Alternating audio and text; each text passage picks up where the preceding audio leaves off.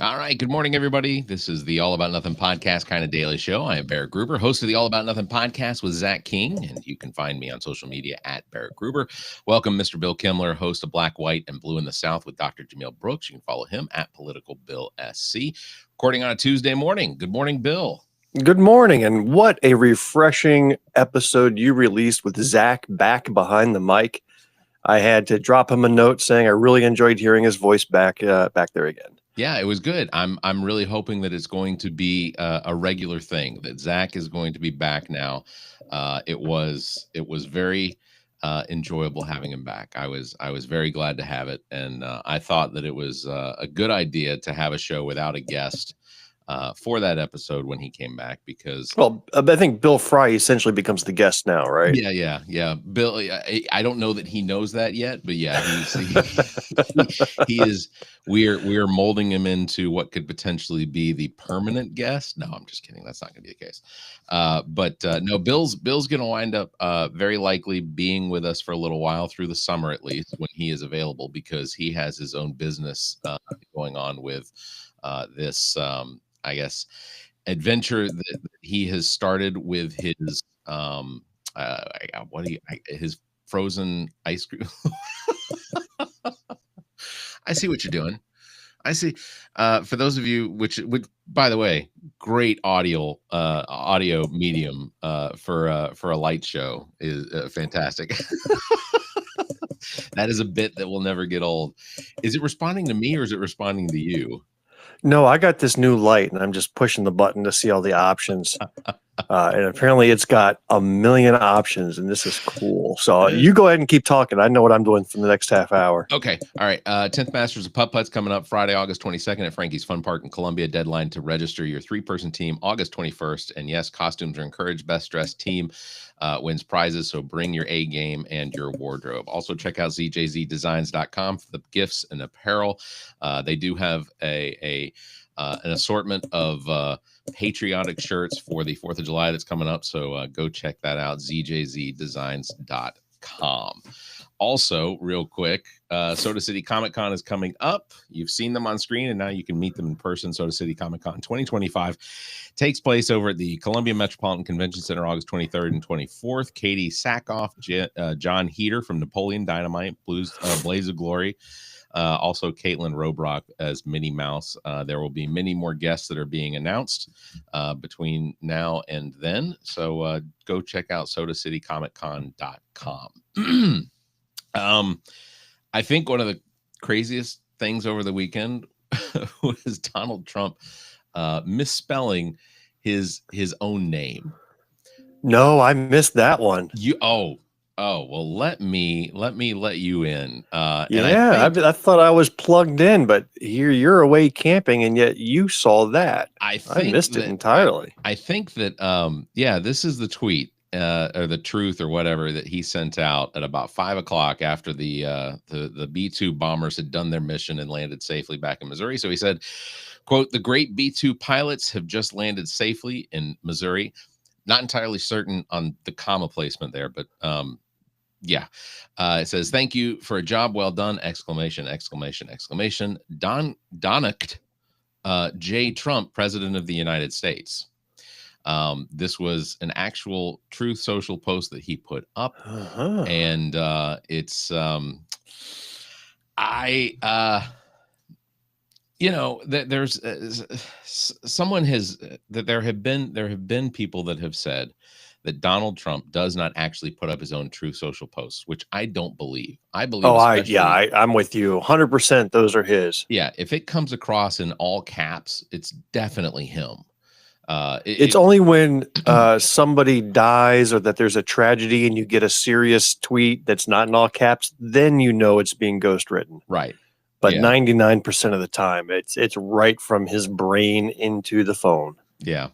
But that's now I have not. I saw a news article that came across very quickly, but then I can't find it again. But it did indicate that he did take this down.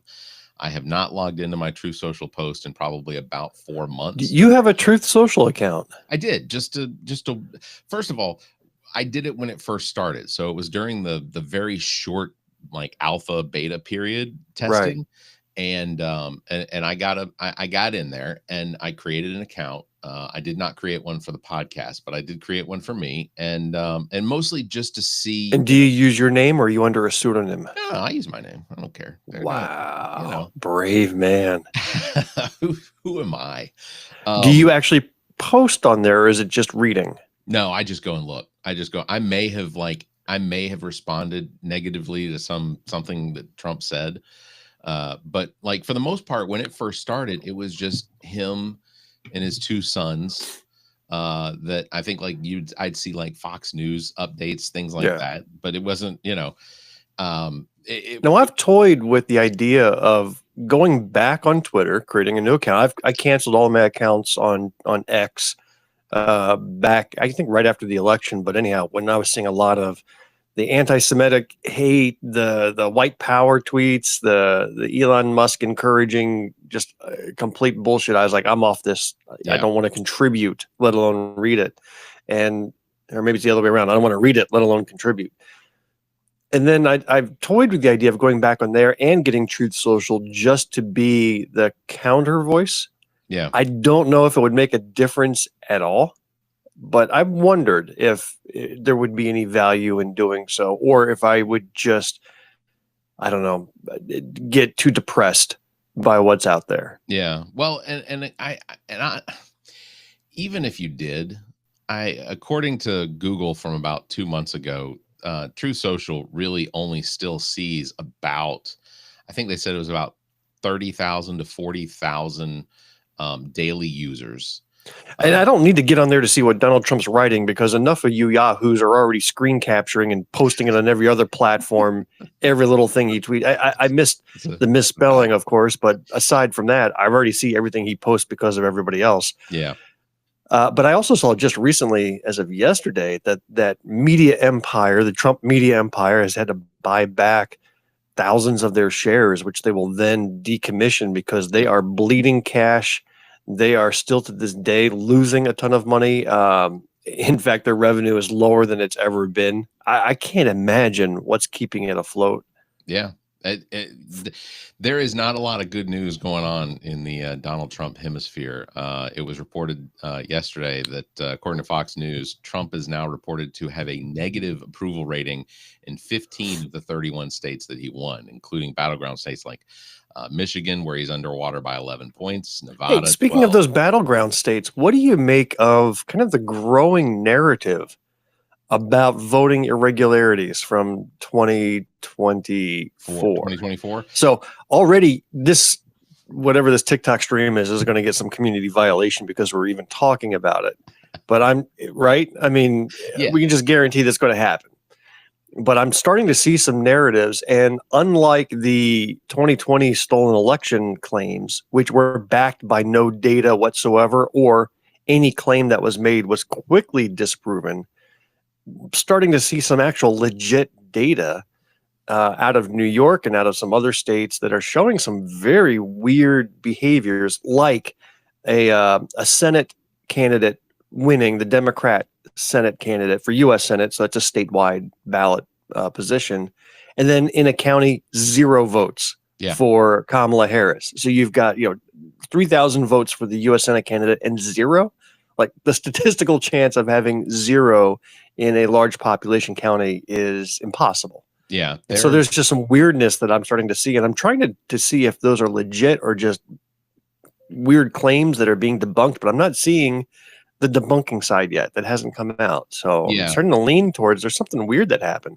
I suspect that there is that news media is seeing this information that's not something that they want to actually add to their headlines yet. But there is definitely some information that has come out from some of these data analytic companies, at least one in particular, where exactly what you described, that there are voting irregularities where Kamala Harris got 0 votes in some districts, but the Senate candidate that was the Democrat won.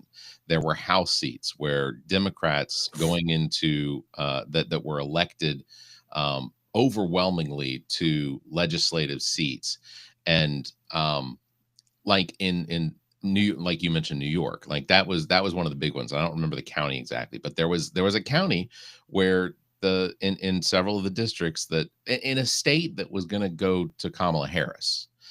And someone suggested that maybe the reason that they did this was because they were trying to make that data look as though it was normal in places where Trump won, but it was also occurring in places where Trump lost. But some of there was a data analytic company. I saw it on the Christopher Titus podcast. They had a gentleman on from one of these data analytic companies, and he said, and what he was showing was where it was a cloud mapping of the votes, and how you basically always in a county where Trump wins, you almost always see a higher number of votes per hour being reported, being displayed in a way that looks like, Trump's up on top, and then Kamala Harris was down below in a county that Trump won, and that would be legitimate. You would use in a district, you're going to see a lot of people vote the same way.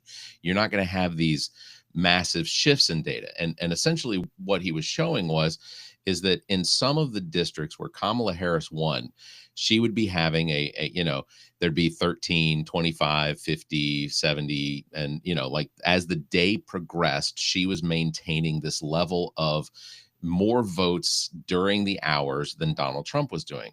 But then somewhere around 4:30, or maybe it was a number of votes that triggered. But as soon as they got to like 750 votes in a district on the day, all of a sudden you saw the numbers start to crisscross, and Donald Trump is now getting more votes than Kamala Harris, which would suggest that Donald Trump voters wait until the end of the day to go and vote for him at the polls. But it was happening at such a finite point in the vote total that it looked as though it was potentially manipulated. And then you ask, well, how could you potentially manipulate it? Well, as a poll worker, I have never, there's nothing about the machines that we use in South Carolina that I could see as being manipulated. I see, people going to the ballot box, they vote. Our instructions are always check your ballot, make sure that you check to make sure before you print it that your votes are what you voted for. When it prints out, you look at it, you can see the votes that you voted for, then you slide it into the scanner machine. I don't think in South Carolina there is an ability to manipulate those votes if there is ever a recount. Well, in South Carolina, why bother going through the effort of manipulating votes when you can manipulate the voters so much more easily? Right. Good. No, you're absolutely correct. But so that was always my mindset, was there's no way to change those vote totals. I mean, if there's ever, because there's a paper copy of every single vote that's done, you can't do it. But come to find out that in about a third of the states across the country, they use different voting machines that actually do have connectivity to the internet. Yeah. And those can be manipulated. Well, the reason why you're not hearing a lot about it in the media or among Democratic leadership yet is because we got 4 years of utter bullshit about the big lie, right? And almost similar claims. Machines were manipulated, and space telepathy was able to manipulate the algorithms, and you get all sorts of wild claims. So you flood the zone with bullshit. It's kind of like UFO sightings. Decades of bogus UFO sightings from drunken hillbillies, and then one day you're abducted and anally probed. And now good luck telling people and getting them to believe that it really happened to you. And that's kind of what happened here. Many years and many people uttering BS so that should the actual manipulation occur, now we sound like the crazies talking about machine manipulation and statistical anomalies. We're using all the same words they used, but when it actually happens, how are you going to prove it? So that's why they're so quiet about it. Yeah, it's a difficult thing to prove, and ultimately, I don't know where I stand on it because, you know me, I'm a data driven guy. I have to like one podcast with a guy from a company that's doing this monitoring. Isn't yet enough to convince me. It's definitely enough to make me look into potentially other groups that are doing the same sort of thing, or to research it to see how much farther it goes.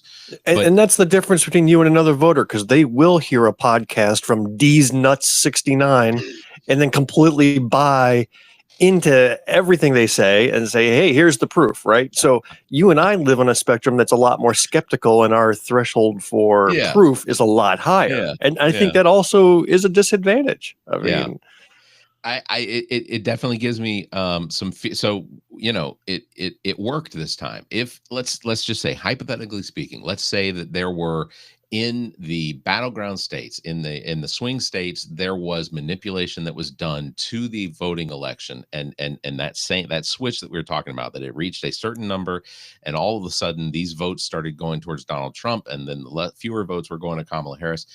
Hypothetically speaking, let's say it happened. It was successful. My fear is that the next election, because no one's ever happy with just turning it out the way it turned out, because Donald Trump didn't win the election by a majority. He won the election because more people voted. How am I trying to say? Yeah, hang on, explain. He got more votes. All right, so move on. He got more votes. He got more votes. Kamala Harris lost because she didn't get enough votes, and those are the facts. As far as what we know for sure. But come 2028, will whoever did this try and spread this to more states? Will we potentially see this affecting more races in states that are strong, like California? California is a very Democrat state. Now, their House legislature is definitely closer to being even, but could we potentially see this being used in down ballot races to sway or to move the needle towards the people that, and then my other question goes to, well, how much does it cost to do this? And if this is something that Democrats could invest in, then and we're just going to play this whole election thing out with rigged elections, then how much does it cost? Donald Trump had Elon Musk pay $270 or $280 million into a campaign. That the amount of money that Elon Musk spent on Donald Trump's campaign, when they go back and look at the numbers, did all of that money go towards like TV ads and postcards and things like that? No, I don't suspect so. No, he bought the Trump meme coin. I think that's where it all went into. Good investment. Are we still live? Are we still airing, or have we been taken down? No. Okay, good. I'm surprised. Shall we talk about Donald Trump's ear while we're at it? I'm feeling frisky. I will. We can talk about this. Pivot. So we did launch. We briefly mentioned at the beginning, but Donald Trump did launch an attack that was not approved by Congress.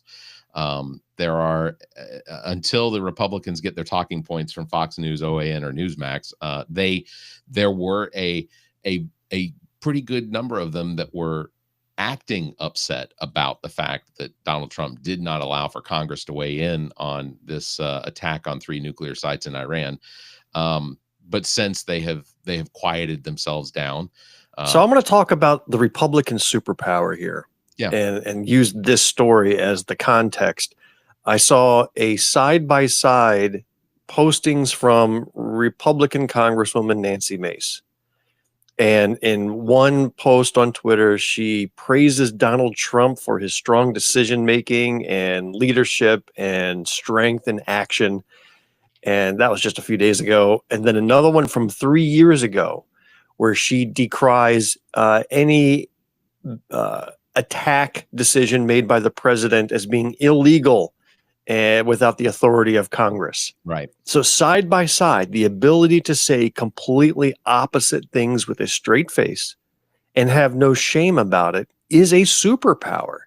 The ability to lie, the ability to say something that everybody knows is factually untrue, and then just say it with a straight face. The ability to say the exact opposite thing you said just the other day. Well, do it with a straight face. Lindsey That's Graham, something the Democratic Party cannot do, Oh, that yeah. the Republicans have mastered. And I'm wondering if that's the superpower and the differentiator. I believe there is a special edition Webster's Dictionary that does not contain the word hypocrisy for Republicans. Like that, they go to the Republican library or they go to the Republican bookstore and buy that dictionary that does not contain the word hypocrite, hypocrisy, any of that, because Lindsey Graham did the same thing when he initially ran back in 2000 or 1990s, whatever.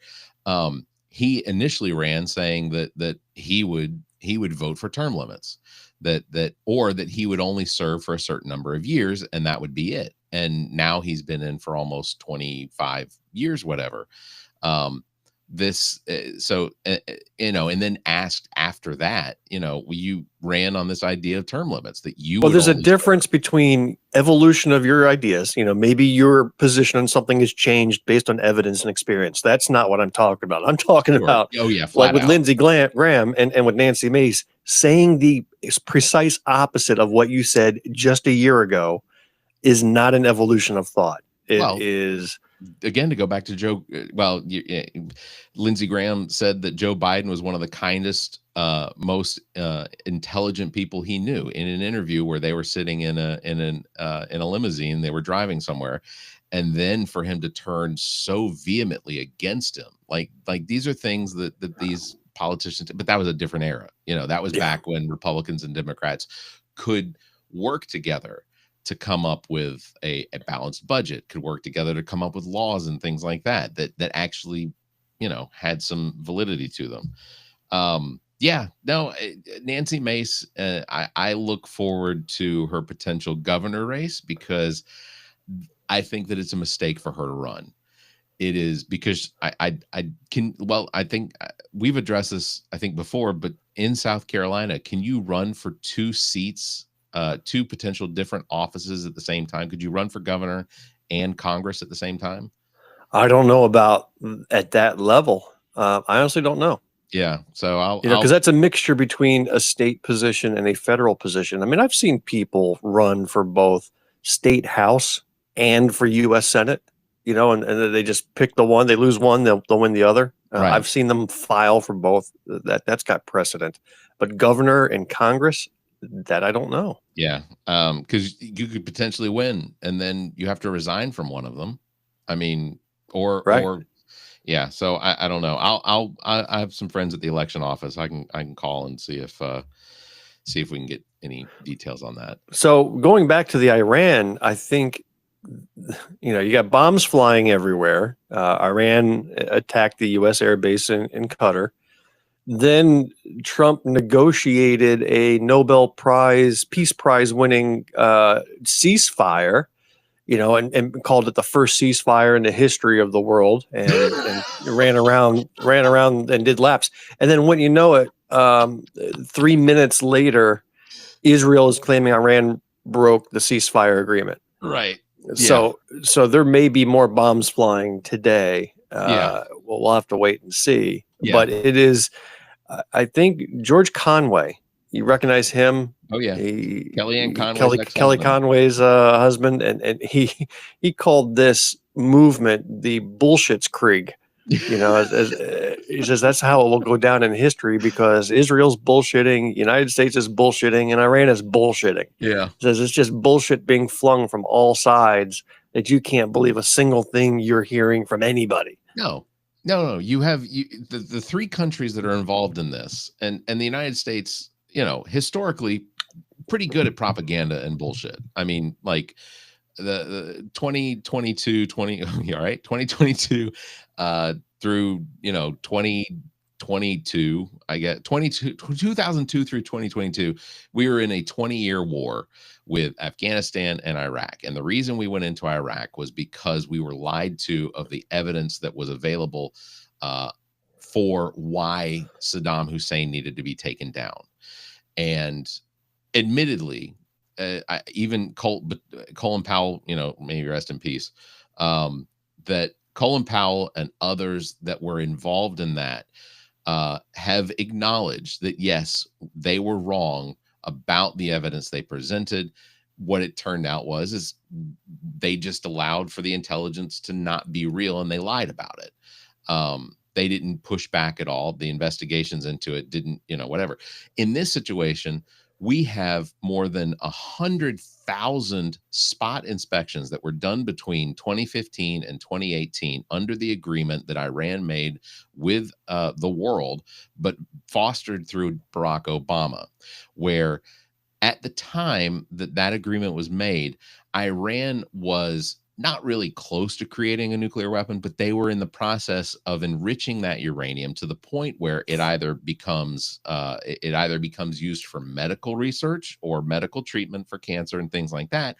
But if you go further into that, whatever the enrichment percentage has to be, then it becomes the potential of being used for nuclear weapons.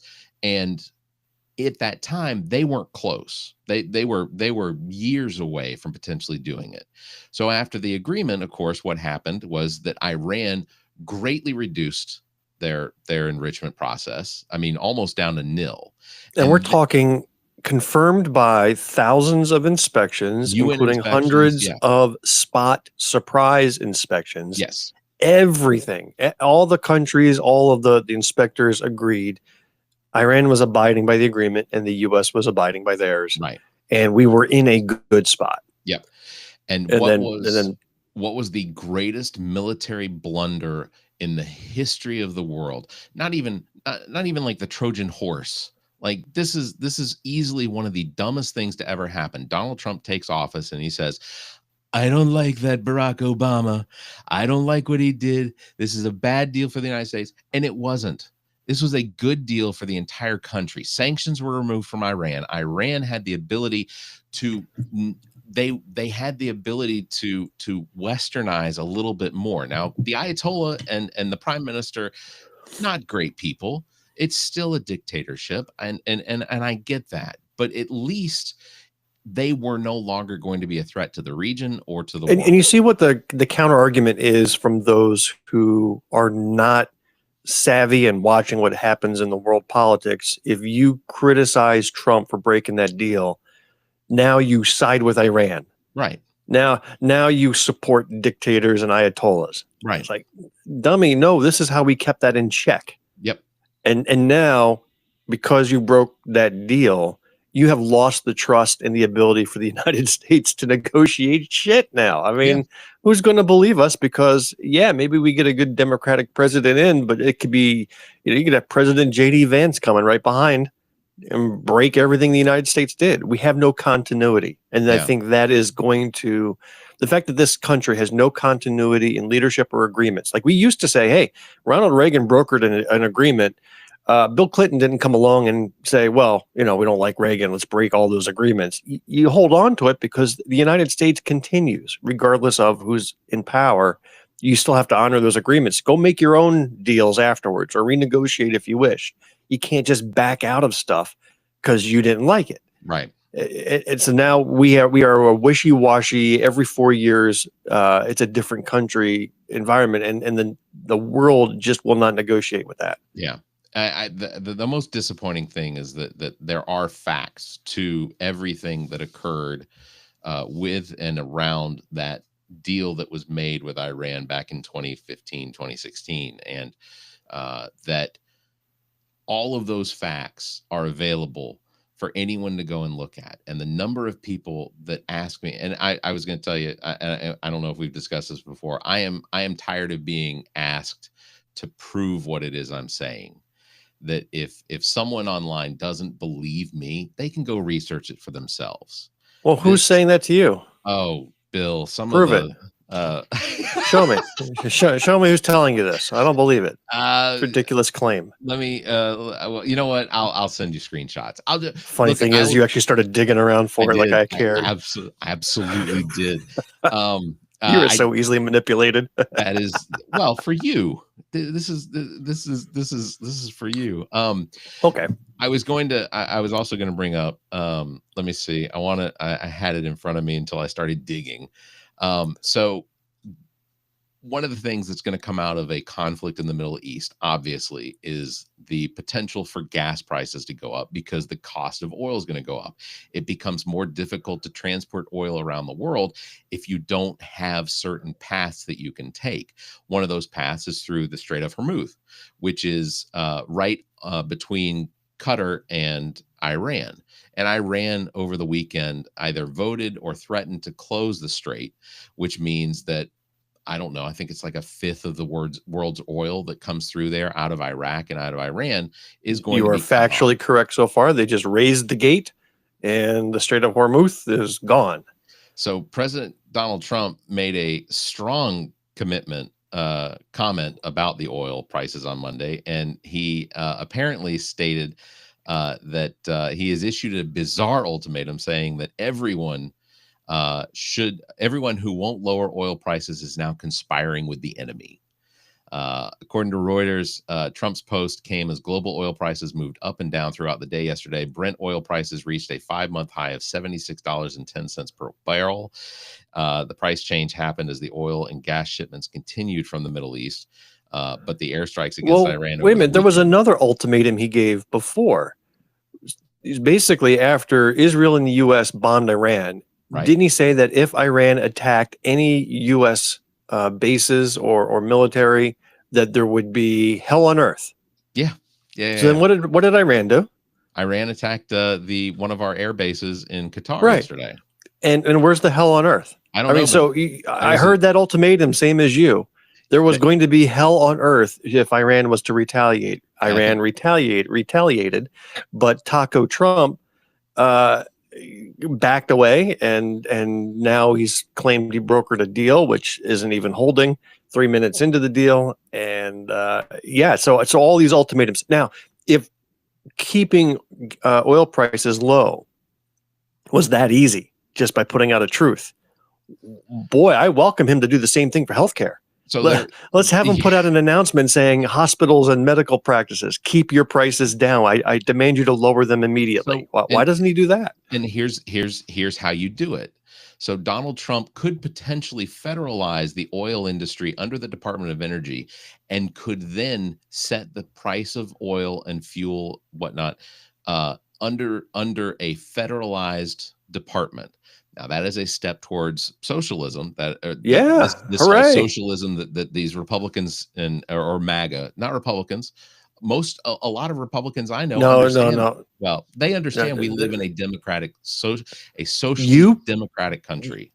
If you pulled the trigger for Donald Trump as a Republican, then Republican and MAGA are indistinguishable. I am no longer saying there's good Republicans out there. Gone by the wayside. You pulled the vote for Trump, you own it. So but if you federalize the energy industry, then yes, you could set the price of fuel here in the United States, and essentially you would be giving subsidies to the oil industry, which we're already fucking doing. But you would be providing subsidies to the oil industry to cover the loss to the oil companies, and which is what they do in Russia. Russia keeps their prices low because the oligarchs own the oil industry, and the money just moves back and forth. But you could federalize healthcare in the United States and lower the cost of it immediately. Federalize groceries and food. Let's do it. If he can lower prices by these truths of his, why hasn't he done so? But that's the thing, is that it's the commitment to actually make that happen. Look, Bernie Sanders was all in favor of federalizing healthcare. That was Bernie Sanders. Medicare for all. We already have Medicare. We already have Medicaid. We can make these things work. But Donald Trump doesn't know how to make it work. Like, hire me. I'll make it work. I'd go work for the Trump administration if he let me do whatever it is. If he let me pull an RFK Jr., I'd go work for the Trump administration. I would want to work at Doge right next to Mr. Big Balls. That's where I would want to work. I want to see what Mr. Big Balls is up to. Well, good show this morning, Bill. This was entertaining, and I'm glad that I prepared with notes today. That's always helpful. So, anything else? Any final thoughts? None at all. None at all. Off week for our podcast. We go back in the recording studio this Sunday. It'll be our last episode before we go on a summer break. So we're going to take the month of July off because it's just too damn hot to record a podcast. But when we come back in August, we have a number of guests lined up, and it's going to be exciting. I can't wait to announce who we've got. We're actually moving into the next level of guests. So it's exciting. Awesome. We have a certain local singer named Freddie McClendon who's coming on our show. Did you really? No, I'm kidding. I made that up. No. He did have a show over the weekend at the Newberry Opera House, and he did. But I'll tell you what, he did follow our podcast. I sent you a screenshot of that. He did follow us on Blue Sky. That's awesome. Which I thought was hilarious. Yeah, no, I think it's awesome. He's I don't know what his politics are. I assume that he's young. The only thing I can say for sure is that he is anti-Henry McMaster. Yeah, so that's guaranteed. I mean, that's right there in the lyrics of his song. So that much we know. Well, if you're watching this, go check out Freddie McClintock, because Freddie McClendon, out of Greenwood, South Carolina. He was on American Idol, and an extremely talented songwriter. I will just say this as my final thought, and I use this when a friend asked me. We're sitting in a conference call last week, and no one was talking, and I was asked a question, Barrett, what's one controversial thought that you have that would shock people? And I couldn't think of anything, but the first thing that came to my mind was, well, when Garth Brooks does a duet, he phones it in. Because I just don't think he's very good at duets. It's not the Garth Brooks.